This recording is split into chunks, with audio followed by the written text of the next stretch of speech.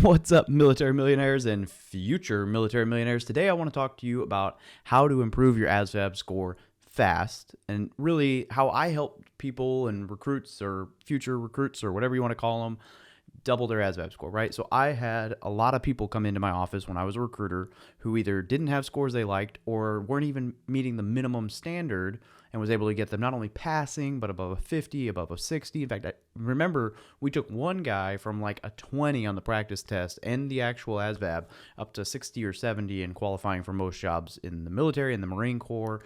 And it's really not that hard. So I wanted to break this down because I think a lot of people get wrapped around this, and it's unfortunate that there's so much weight behind the ASVAB because the reality is your overall score doesn't even matter and people don't realize that. So I digress. We're going to dig into this real quick, but before we do, I want to tell you a little bit about my background and why I'm qualified to talk about the ASVAB. For one, I had to study for it because, I was homeschooled, so we had to get over a 50 when I joined way back in the day. For two, I did well enough on it that my recruiter personally had me tutoring kids to get it to pass the ASVAB before they joined, way back before I was even a Marine. And then three, I was a recruiter for the Marine Corps for 3 years in Missouri, and during that time, we much exceeded the ASVAB score for high tier. We call them alphas, anyone who gets over a 50, for the entire military area, but also for the Marine Corps standard. And we were actually the station of the year, my final year on recruiting, in part because of how well we were able to help people get this metric up on the ASVAB and help people enlist. And so I just want to touch on that real quick. And before we get started, I hope you find this video really helpful. If you find it helpful as we go through, hit that little like button because it'll help YouTube know that the video was helpful. And comment down below what you thought was good, bad, the ugly, whatever. And don't forget to subscribe to the channel. But intro. All right, the first thing I want to do is just touch briefly on what the ASVAB is. The ASVAB is the Armed Services Vocational Aptitude Battery Test, and it is nothing more than an entrance exam for the military that helps determine what skill sets you have as far as what jobs you'd be good at picking up. Now, people get super wrapped around this score, the AFQT, which is the overall score, all Armed Forces Qualification Test score. Here's the bottom line, guys.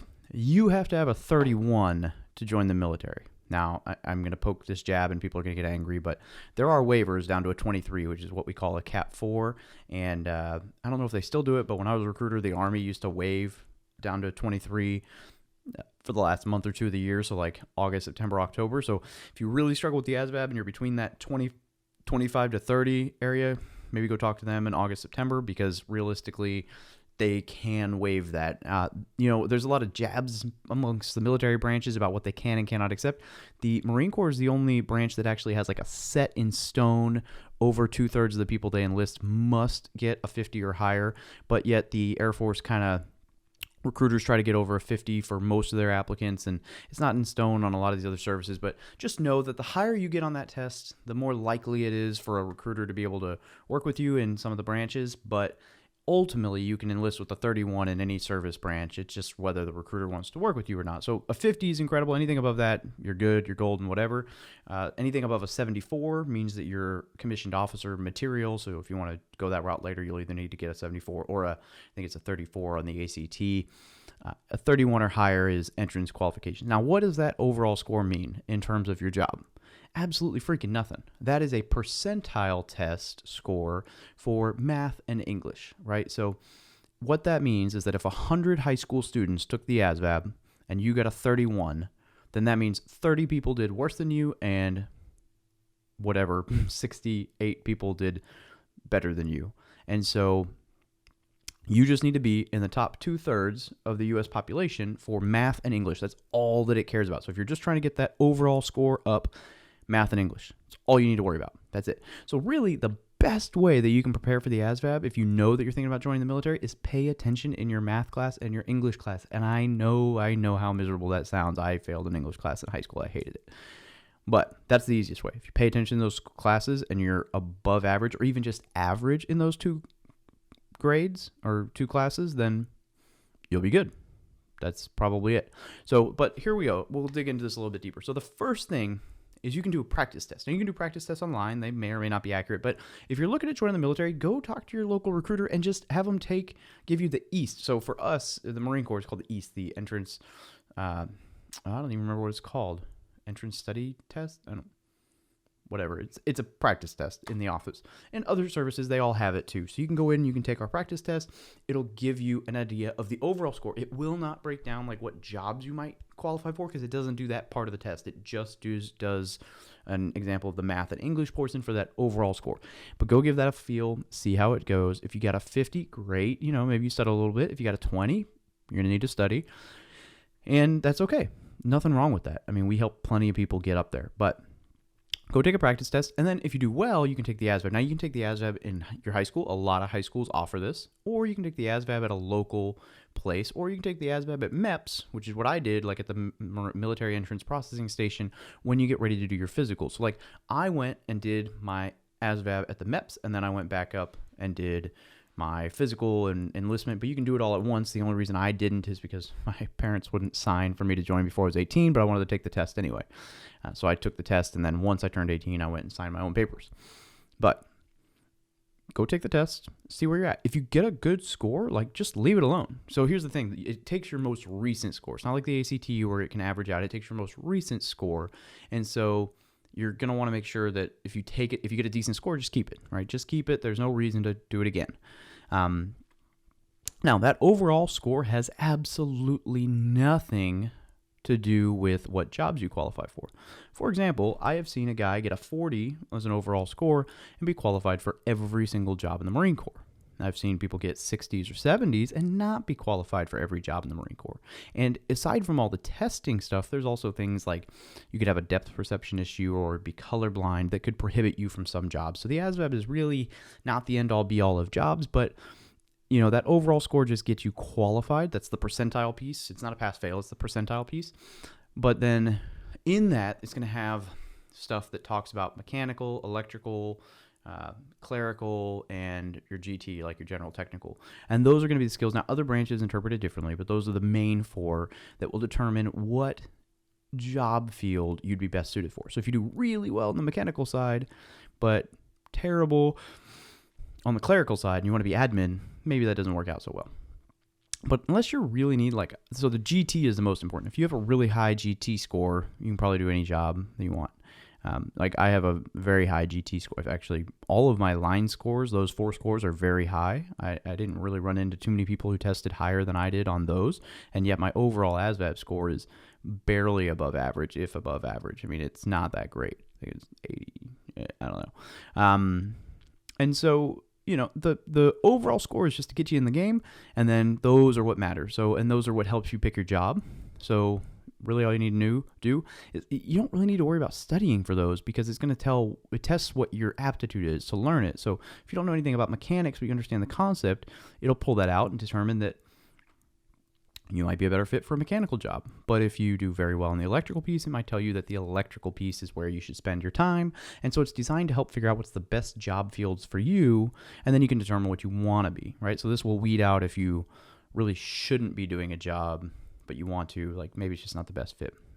All right, so other services do overlay other stuff. So there are branches in the military that will guarantee you a job, like the Army, and I say this, they'll say they guarantee you a job even before you take the ASVAB. The Marine Corps doesn't do that. We won't talk jobs with you until we see what your score is and until you get your medical qualifications, because we don't want you to get all the way up to MEPS with a, quote, guaranteed job and then find out you have colorblind issues and you wanted to be an electrician and you can't. So some branches of service will see the ASVAB score and say they guarantee you a job without doing the medical piece. So just be aware of that. Really, until you've done the ASVAB and the medical qualification, there's no way to really truly guarantee or lock in a job field, because we don't 100% know that you're qualified for that. But look, all right, here's what you wanted. You guys wanted to know how to study, right? So math and English are the most important. So take the practice test. Figure out if it was the English portion you sucked at, the math portion you sucked at, both portions you sucked at, and then just study that. Like if you did bad on the math portion, bring your math score up by doing basic algebraic stuff and refreshers. And honestly, the best ways that we used to have people do this, you could go to www.4test.com. That's the number 4. So I don't know, 4tests.com, or you could buy the ASVAB for Dummies book, which I know that's funny to say, but honestly, that book helped a lot of people pass the ASVAB. We used to have 2 or 3 copies in the office, and we would just float them around. We also had some study material, but fortest.com gives practice tests. ASVAB for Dummies book gives ASVAB for Dummies, like basic math, basic English. It tells you what's in the test and walks you through it. Don't worry about all the technical, mechanical, electrical stuff in there. Worry about the math and English, right? Worry about that. Now, once you get to where you can pass that, then you can worry about some of the other stuff, but math and English. I could try to overcomplicate this for you, but the bottom line is essentially study, and then retake the ASVAB. The biggest issue we ran into with people not passing the ASVAB the second time around is that they really didn't study. They'd be like, oh yeah, I studied. Like, okay, great. What do you do? Well, I looked at the book for 30 minutes. That's not studying. Like, do like 30 minutes of practice test every day for like 3 weeks, or go rework basic algebraic equations for like a week, and then redo math for like a week, and spend like a half hour to an hour a day on it. It sucks. I know, because I used to tutor kids on this when I was before the Marine Corps, and I was boring. It's not fun. It's not always easy. But if you do that for 1 or 2 weeks and it gets you a high enough score to join the military, and that's what you want to do, I mean, that could literally be, and it gets you the job that you want to do. I mean, that could literally be 1 or 2 weeks that you spend studying that is actually more important than everything you did in high school, because it gets you the career that you want.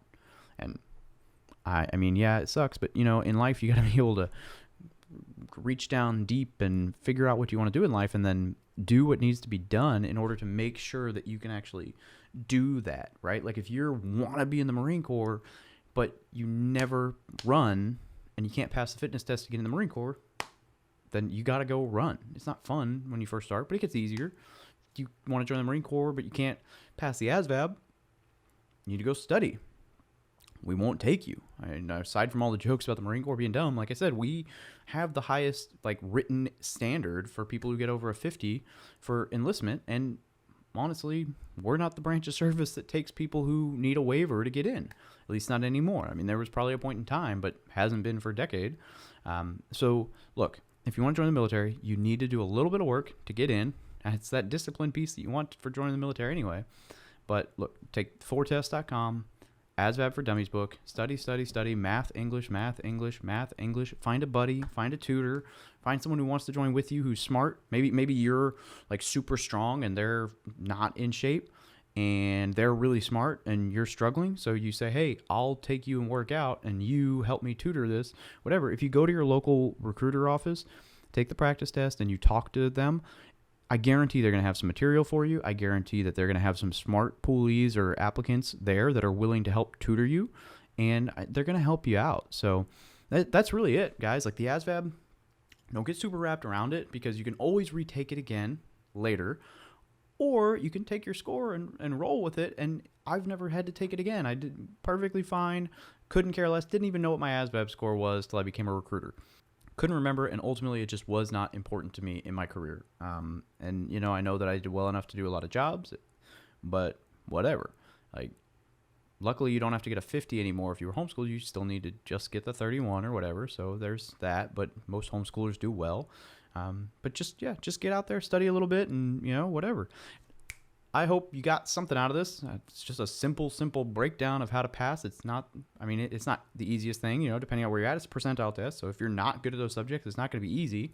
But the method to get through it is easy. It's study what you need to study, and then take the test again, and then do it again, right?